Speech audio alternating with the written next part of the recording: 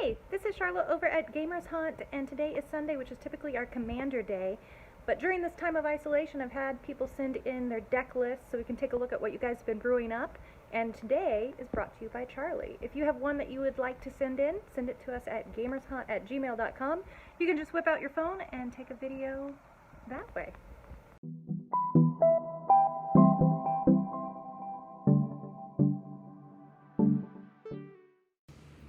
Hey, this is Charlie, and I'm just doing a little quick deck tech here on one of my personal favorite commander decks. The commander is Chainer Nightmare Adept.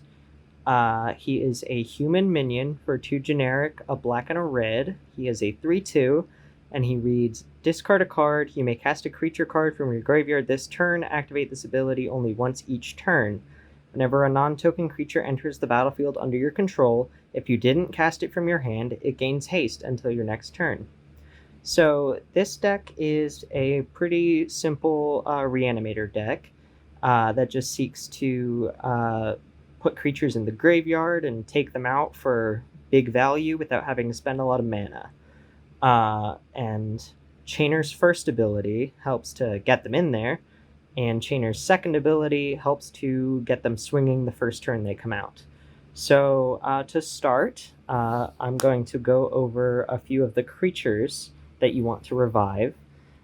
So first we have Meteor Golem, which is 7 mana for a 3/3, which is not great, but when it enters the battlefield, you get to destroy a non-land permanent an opponent controls.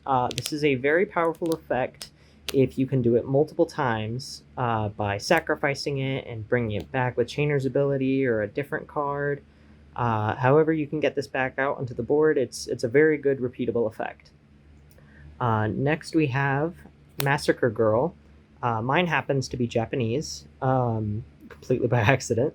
And what she does is when she enters the battlefield, all creatures get -1/-1, and you repeat that effect whenever a creature dies on the same turn. So she's very good for getting your own creatures in your graveyard while also clearing your opponent's boards, and just an all-around good board wipe, even if you're not getting her back from the graveyard. In the same vein, we have Malfagor. When he enters the battlefield, discard your hand, then each opponent sacrifices a creature for each card you discarded. And I would like to point out, it's a very nice promo. He is good for board wipes as well, and additionally, he is very good for getting creatures from your hand into your graveyard so that you can revive them later on. Not a board wipe, but another very good enter the battlefield effect is Gaunty, Lord of Luxury. They read, when they enter the battlefield, look at the top 4 cards of target opponent's library, exile one of them face down, then put the rest on the bottom in a random order.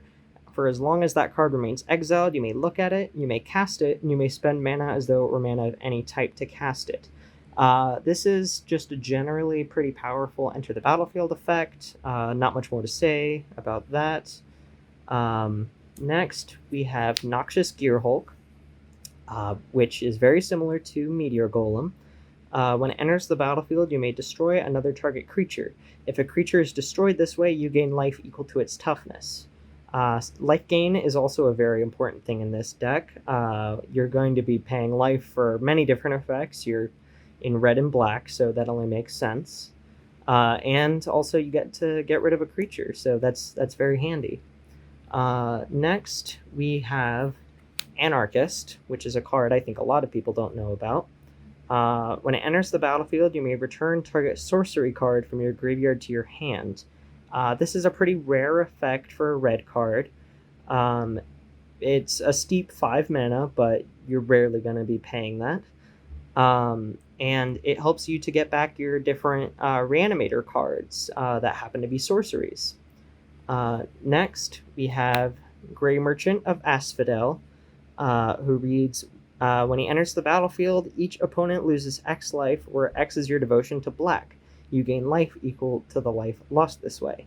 Again, life gain is very useful for this deck, and also you're going to have a lot of devotion to black, so bringing this guy back and forth from the graveyard to the board is a good way to just run away with the game. Even if you're not killing people with the effect, you're gaining massive amounts of life.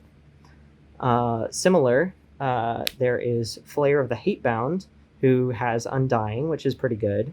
And when he or another creature enters the battlefield from your graveyard, it deals damage equal to its power to any target. So this works very similarly to Grey Merchant of Asphodel in this deck, especially when you're reviving a lot of creatures at once or over and over again. You get to kill people's creatures, or you get to just hit them straight with the damage, and it's another good way to knock out players or get rid of things. Next, we're moving on to the ways to get cards into the graveyard, starting with Entomb, which is a 1-black instant. Search your library for a card, put that card into your graveyard, then shuffle your library. Just a pretty simple way to get something from your deck into your graveyard. Next, there is Final Parting, which is very similar to Entomb, except you also get to search out another card and put it into your hand. This is very useful for putting a creature in the graveyard and then getting something like Reanimate or anything else that will bring that creature back to the board from the graveyard. Next, we have Faithless Looting, which is 1 red, draw 2 cards, and discard 2 cards, and then you can flashback it for a total of 3 mana.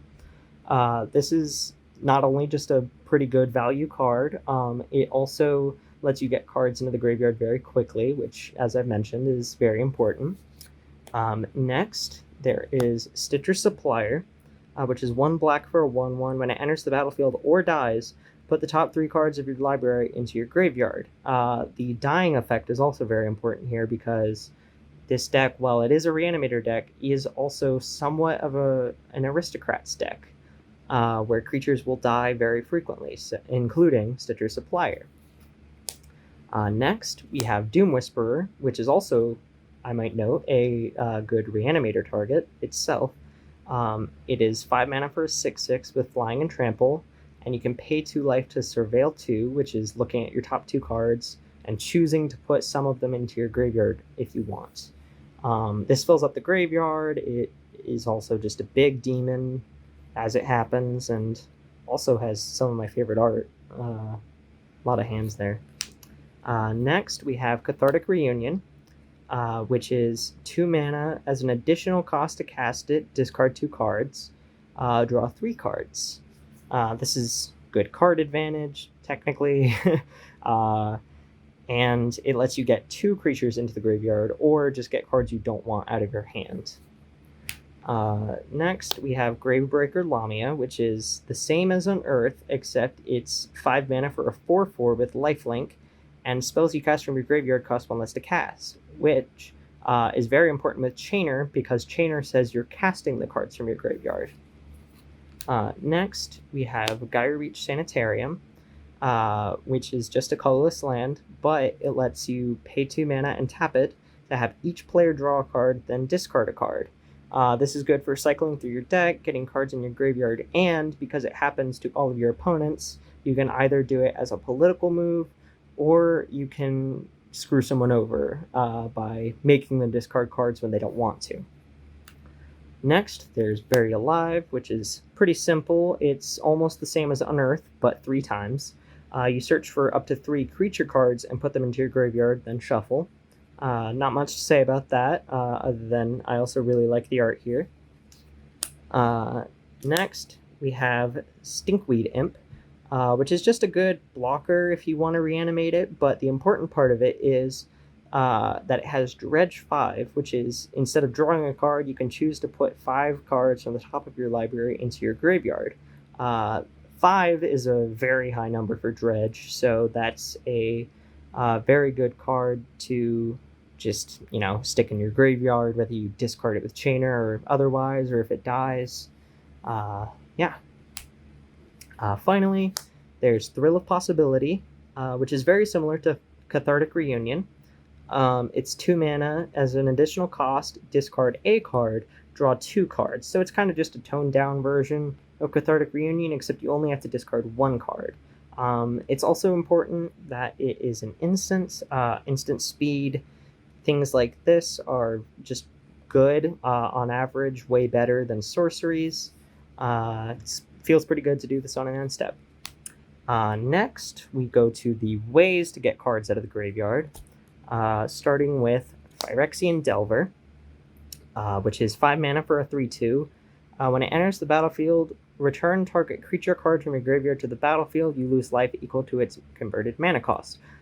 This is doubly good because you can cast it with Chainer if you only have the mana for the Delver instead of the other creature you want to reanimate. This is an example of the life that you lose with this deck, so the life gain cards I mentioned earlier are very good for this type of plan.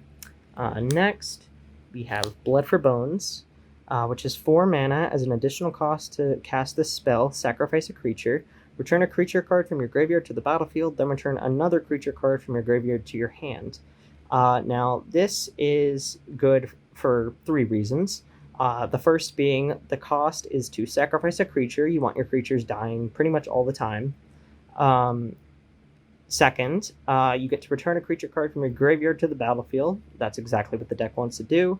And then you get to return another creature card from your graveyard to your hand. Now, sometimes you don't want them to go straight from the graveyard to the battlefield, so that last part is very good.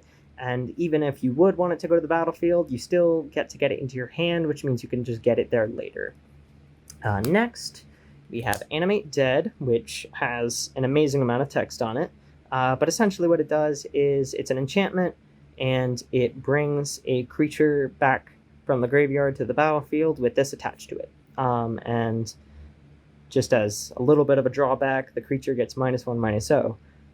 But that usually doesn't matter. You're usually not swinging that much, and when you are, that -1 doesn't really matter.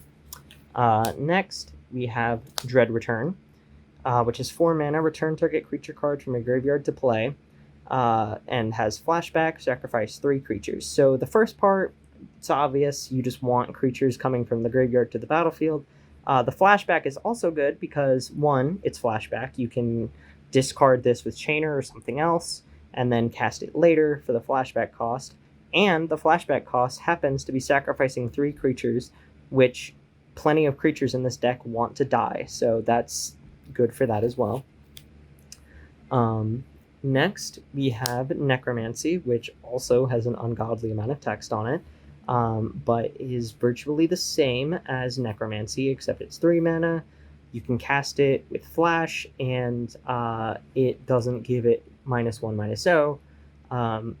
Similar to that as well is Dance of the Dead, which also has an amazing amount of text on it, but it does the same thing, except the creature gets +1/+1, except it's tapped and stays tapped unless you pay a generic and a black.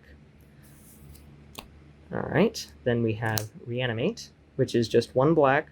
Sorcery, put target creature card from any graveyard into play under your control, lose life equal to that creature's converted mana cost. So this is the card that Phyrexian Delver is based on. It's worth noting that this card can bring creatures from opponents' graveyards to the board as well, which is, I don't have to say, a very useful second ability. Next, we have Whip of Erebos, which is 4 mana, legendary enchantment artifact. Creatures you control have lifelink. Again, life gain's very good.